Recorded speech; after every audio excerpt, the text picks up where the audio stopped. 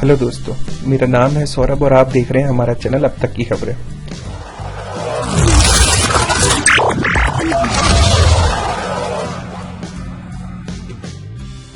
दोस्तों, हम रोजाना बहुत से लोगों से मिलते हैं, पर कुछ कुछ लोग ऐसे होते हैं जो हमें काफी प्रभावित कर जाते हैं।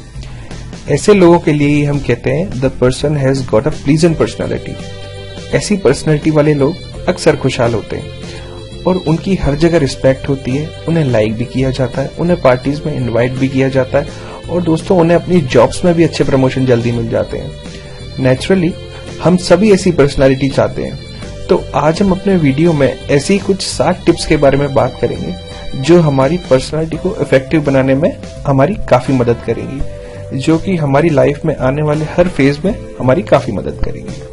तो दोस्तों, हमारी पहली टिप है, लोगों को जेन्युइनली लाइक करिए। जब हम किसी से मिलते हैं तो मन में उस पर्सन की एक इमेज बन जाती है। ये दोस्तों इमेज पॉजिटिव भी हो सकती है, नेगेटिव भी हो सकती है, नेचुरली कोई भी हो सकती है। पर अगर हम अपनी पर्सनालिटी इंप्रूव करना चाहते हैं तो हमें इस इमेज को इंटेंशनली पॉजिटिव बनाना होगा। हमें अपने माइंड को इस तरीके से ट्रेन करना होगा कि हम लोगों में बुराई की बजाय अच्छाई खोजें। और ये करना दोस्तों इतना मुश्किल भी नहीं है। अगर हम अपने माइंड को अच्छाई खोजने के लिए ऑर्डर देंगे तो वो यही करेगा।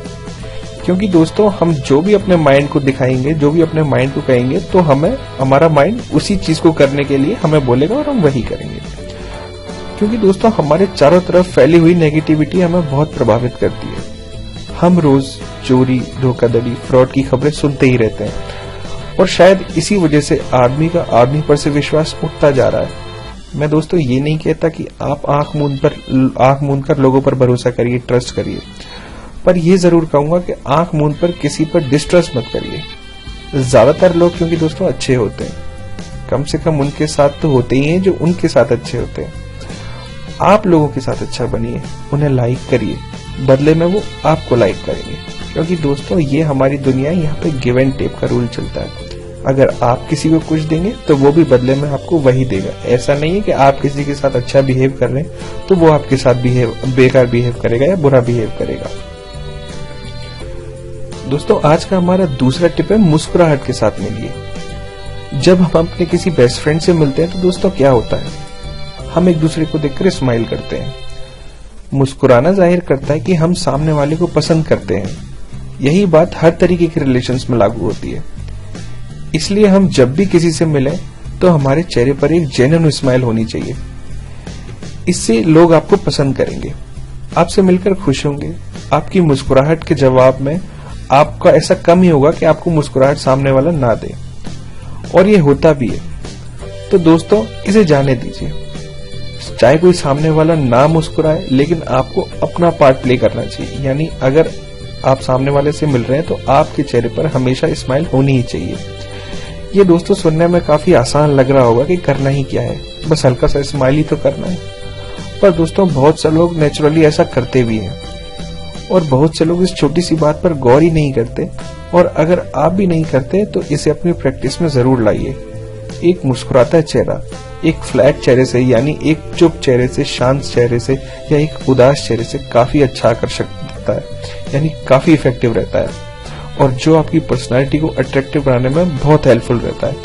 इससे सामने वाले को पता लगता है कि आपके अंदर थॉट्स क्या चल रहे हैं। और दोस्तों मुस्कुराने का एक फायदा और भी है, ये रिसर्च में भी देखा गया है। जब हम अंदर से खुश होते हैं तो हमारे एक्सटर्नल एक्सप्रेशंस उसी हिसाब से चेंज हो जाते हैं।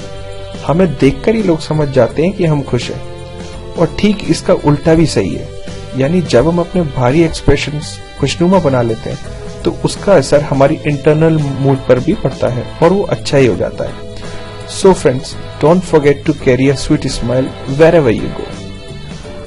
और दोस्तों आज का हमारा तीसरा टिप है, नाम याद रखना, यानी लोगों का नाम याद रखना। दोस्तों किसी व्यक्ति के लिए उसका नाम दुनिया में बाकी सभी नामों से ज्यादा इंपॉर्टेंस रखता है। इसलिए जब आप किसी से भी बात करें तो बीच बीच में उसका नाम लेते रहिए।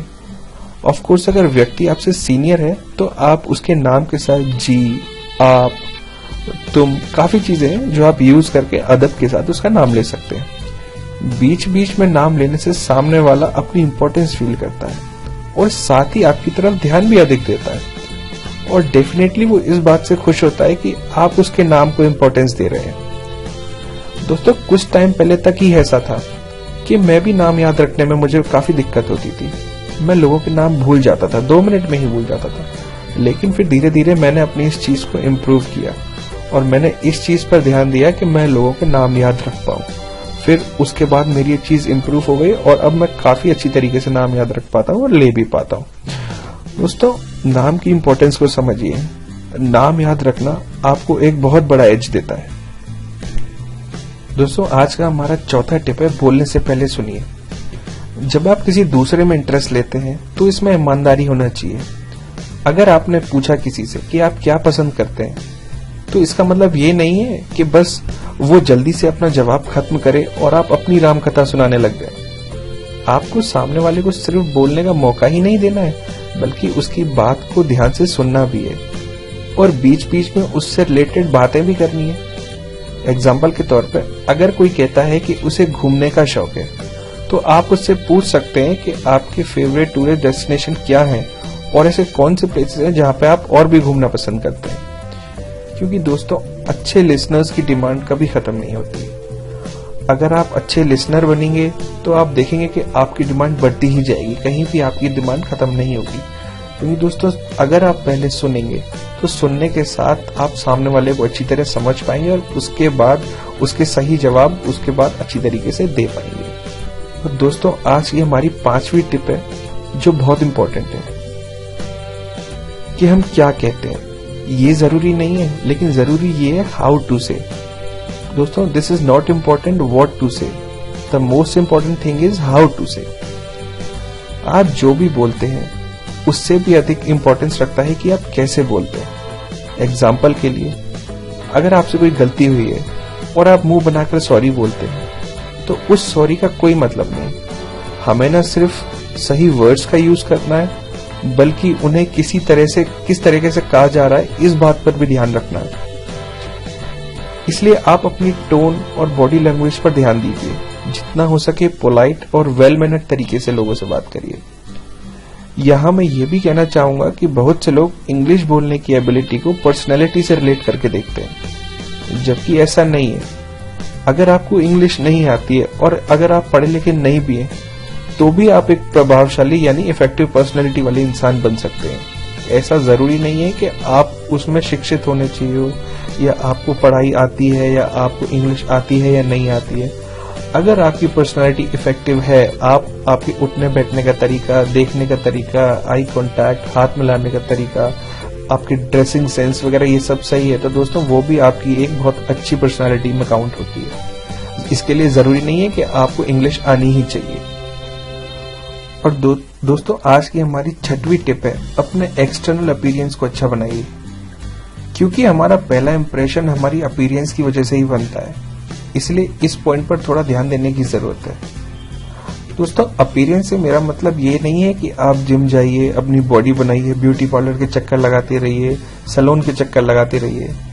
इससे सिंपल और सीधा सा मतलब ये है कि आप ओकेजन के हिसाब से ड्रेसअप होइए, पर्सनल हाइजीन पर ध्यान दीजिए। छोटी छोटी बातें जैसे आपका हेयर कट, आपके नेल्स, पॉलिश शू, आपका ड्रेसिंग सेंस, उठने बैठने का तरीका, आई कांटेक्ट, हैंडशेकिंग का तरीका, लोगों से बात करने का तरीका, क्या आप मतलब हैंकी रखते हैं या नहीं रखते हैं। काफी सारी ऐसी चीजें हैं जो आपके एक्सटर्नल अपीयरेंस में काउंट होती हैं। आप प्रॉपर शेव्ड हैं कि नहीं है, आपके जो बाल हैं वो अच्छी तरीके से कड़े हुए हैं कि नहीं है, अगर आपने सूट पहना हुआ तो आपने टाई लगा रखी है कि नहीं है, वॉच है कि नहीं है। हर एक छोटी से छोटी चीज आपके एक्सटर्नल अपीयरेंस में काउंट होती है। और दोस्तों, जितना अच्छा एक्सटर्नल अपीयरेंस होगा, उतनी ही आपकी पर्सनालिटी का इफेक्ट सामने वाले की नजरों में पड़ेगा। और दोस्तों, आज का हमारा आखिरी और 7वां टिप ये है कि लगातार ऑब्जर्व और इम्प्रूव करते रहिए। दोस्तों, पर्सनालिटी डेवलपमेंट एक ऑनगोइंग प्रोसेस है। हम सब में इम्प्रूवमेंट का इनफाइनाइट स्कोप होता है, इसलिए कभी ये मत समझिए कि बस जितना इम्प्रूवमेंट हो गया उतना काफी है, बल्कि अपने लिए कुछ समय निकालकर अपनी एक्टिविटीज, अपने वर्ड्स को ऑब्जर्व करते रहिए। आपने क्या किया और आप इसे अच्छा कैसे कर सकते हैं, कहीं ऐसा तो नहीं कि आप किसी चीज को लेकर खुद को 30 मार का समझ रहे हो या खुद को बहुत अच्छा समझ रहे हो, ओवर कॉन्फिडेंट समझ रहे हो, और हकीकत में लोग इस बात को बिल्कुल पसंद नहीं करते। एग्जाम्पल के लिए, कुछ साल पहले दोस्तों मैंने रियलाइज किया कि जल्दी इंप्रूवमेंट लाने के चक्कर में मैं बहुत सी मिस्टेक्स करता था। यानी मैं कॉन्फिडेंट तो था, लेकिन मैं कॉन्फिडेंस के बजाय ओवर कॉन्फिडेंट था। मेरी बहुत सी मिस्टेक्स होती थी, आधी चीजें मेरी गलती होती थी। लेकिन जैसे जैसे मैंने अपनी इस चीज को ऑब्जर्व किया, फिर मैंने अपनी इस चीज को इम्प्रूव किया। अब मैंने काफी टाइम बाद ये देखा मेरी वो मिस्टेक्स काफी कम हो गई। दोस्तों एक्चुअली कॉन्फिडेंस और ओवर कॉन्फिडेंस में बहुत माइनर सा फर्क होता है। अगर कोई कहता है आपसे कि मैं कर सकता हूं, तो ये कॉन्फिडेंस है, और अगर कोई आपसे ये कहता है कि सिर्फ मैं ही कर सकता हूं, तो ये ओवर कॉन्फिडेंस है। दोस्तों ऐसा कोई काम नहीं है जो दुनिया में कोई इंसान कर नहीं सकता, लेकिन हर किसी की चाहत पर डिपेंड करता है कि वो क्या करना चाहता है। इसलिए हर कोई हर काम कर सकता है, इसलिए कॉन्फिडेंट रहिए, ओवर कॉन्फिडेंट मत बनिए। दोस्तों आज ये 7 टिप्स जो मैंने आपको अपने वीडियो में बताई हैं, आशा करता हूँ कि ये आपके लिए बहुत अच्छी होंगी और आपको बहुत पसंद आएगी। तो दोस्तों आज के लिए बस इतना ही, और कहना चाहूंगा कि अगर आपको हमारा ये वीडियो पसंद आया है तो हमारे वीडियो को लाइक कीजिएगा, शेयर कीजिएगा और हमारे चैनल को सब्सक्राइब करना बिल्कुल ना भूलिएगा, क्योंकि दोस्तों आगे भी हम आपके लिए कुछ ऐसे अच्छे वीडियोस बना के लाते रहेंगे जिससे आपको काफी फायदा होगा, जो कि हमारी जिंदगी के लिए एक ट्रुथ है, एक सच्ची चीज है कि वाकई में हमें किस चीज की जरूरत है और किस चीज की जरूरत नहीं है। आप देख रहे थे दोस्तों हमारा चैनल अब तक की खबरें। Thank you.